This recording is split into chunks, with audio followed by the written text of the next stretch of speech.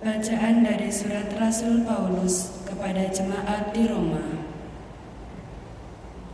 Saudara-saudara, jika kamu mengaku dengan mulut bahwa Yesus adalah Tuhan dan percaya dalam hati bahwa Allah telah membangkitkan Dia dari antara orang mati, maka kamu akan diselamatkan. Karena dengan hati orang percaya dan dibenarkan, dan dengan mulut orang mengaku dan diselamatkan. Karena kitab suci berkata, barang siapa percaya kepada Dia tidak akan dipermalukan. Sebab tidak ada perbedaan antara Yahudi dan orang Yunani. Karena Allah yang satu itu adalah Tuhan untuk semua orang, dan Dia kaya bagi semua orang yang berseru kepadanya. Sebab barang siapa berseru kepada nama Tuhan akan diselamatkan. Tetapi bagaimana mereka dapat berseru kepadanya jika mereka tidak percaya kepada Dia? Bagaimana mereka dapat percaya kepada Dia jika tidak mendengar tentang Dia? Bagaimana mereka mendengar tentang Dia jika tidak ada yang memberitakannya? Dan bagaimana mereka dapat memberitakannya jika tidak diutus? Seperti ada tertulis, betapa indahnya kedatangan mereka yang membawa kabar baik. Tetapi tidak semua orang telah menerima kabar baik itu. Yesaya sendiri berkata, Tuhan, siapakah yang percaya kepada pemberitaan kami? Jadi, iman timbul dari pendengaran, dan pendengaran dari firman Kristus. Tetapi aku bertanya, adakah mereka tidak mendengarnya? Sungguh, mereka telah mendengarnya. Suara mereka sampai ke seluruh dunia, dan perkataan mereka sampai ke ujung bumi. Demikianlah sabda Tuhan. Di seluruh bumi bergemalah suara mereka. Di seluruh bumi bergemalah suara mereka. Langit menceritakan kemuliaan Allah, dan cakrawala memberitakan karya tangannya. Hari yang satu mengisahkannya kepada hari yang lain, dan malam yang satu menyampaikan pengetahuannya kepada malam berikutnya. Di seluruh bumi bergemalah suara mereka. Meskipun tidak berbicara dan tidak memperdengarkan suara, namun di seluruh bumi bergaunglah gemanya, dan amanat mereka sampai ke ujung bumi. Di seluruh bumi bergemalah suara mereka.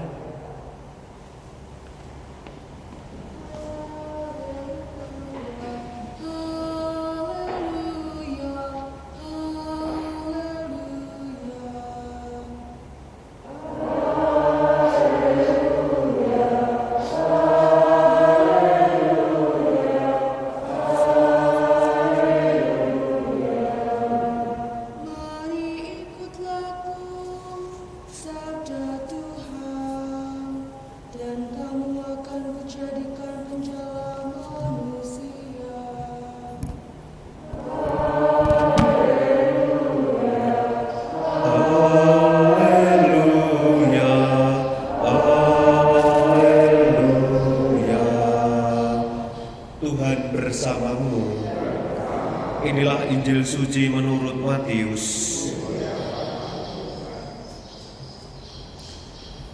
Pada suatu hari, ketika Yesus sedang berjalan menyusur danau Galilea, Ia melihat dua orang bersaudara, yaitu Simon yang disebut Petrus dan Andreas saudaranya.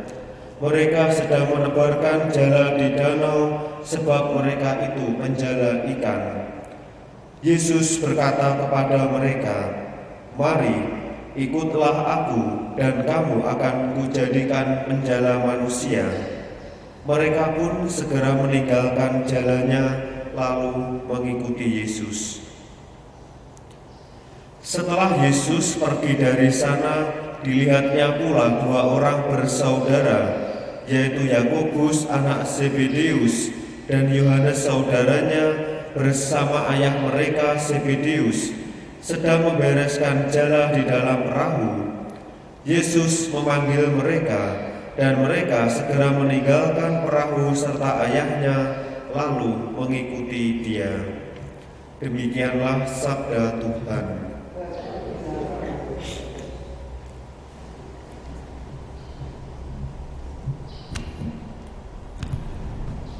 Mereka pun segera meninggalkan jalannya dan mengikuti Yesus. Saudara-saudari yang terkasih, saya setidaknya membagi ada 3 motivasi atau 3 kemauan di dalam mengikuti Yesus. Yang pertama adalah ya, saya mau. Yang kedua adalah saya mau meskipun sulit, dan yang ketiga adalah saya mau akan tetapi ada syarat-syarat tawar-menawar pada bagian berikutnya. Ketika Yesus memanggil para murid, Yesus hanya mengatakan, "Mari ikutlah aku dan kamu akan kujadikan penjala manusia." Apa yang dikatakan Yesus ini ternyata oleh para murid, dalam hal ini Simon yang disebut Petrus dan Andreas yang hari ini kita rayakan dalam peringatan pesta, mereka tidak ada istilahnya tawar-menawar, tidak ada pertanyaan-pertanyaan yang menyertai, tetapi yang dilakukan oleh mereka adalah mereka pun segera meninggalkan jalannya lalu mengikuti Yesus. Peristiwa yang sangat sederhana ini mereka tanggapi dengan cara yang sederhana pula. Mereka tidak banyak, ya saya mau ikut, tapi nanti bagaimana dengan pekerjaan saya, bagaimana dengan keluarga saya, bagaimana dengan kelangsungan di masa depan dan sebagainya. Tetapi mereka dengan kesiapan hati meninggalkan segala sesuatu kemudian mengikuti Yesus. Saudara-saudari yang terkasih, demikian pula dengan panggilan kita di dalam proses kemuritan. Yesus senantiasa memanggil kita secara khusus untuk memperbarui diri.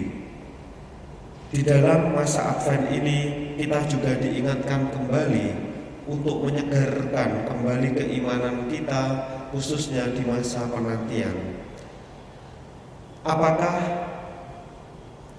di dalam proses kemuritan itu panggilan yang sudah kita terima sebagai orang Kristiani, sebagai pengikut Yesus Kristus, apakah kita mampu melihat di sana ada suatu rahmat dan anugerah yang senantiasa diberikan Tuhan kepada kita semua? Apakah seringkali kita masih bersungut-sungut, seringkali meragukan panggilan dan jalan Tuhan yang diberikan di dalam hidup kita?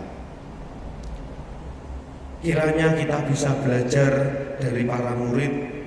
Mereka tidak lebih dulu banyak bertanya ini, itu, dan sebagainya, tetapi sikap pertama-tama yang mereka berikan adalah ya, mereka mau mengikuti Yesus untuk menjawabi panggilannya. Maka dari itu, saudara-saudari yang terkasih, sebagai umat Kristiani, kita sebagai murid-muridnya, saya rasa kita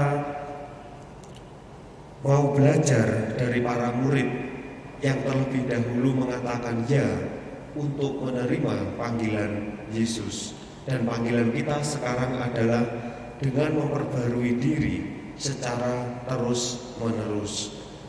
Lebih dahulu kita mengatakan ya untuk menerima jalan yang diberikan oleh Tuhan, daripada kita terlebih dahulu mempertanyakan segala sesuatu. Maka dari itu, peristiwa Yesus memanggil para murid menjadi inspirasi dan permenungan bagi kita bersama, agar kita pun juga senantiasa mengatakan ya atas segala sesuatu yang diberikan Tuhan di dalam hidup kita.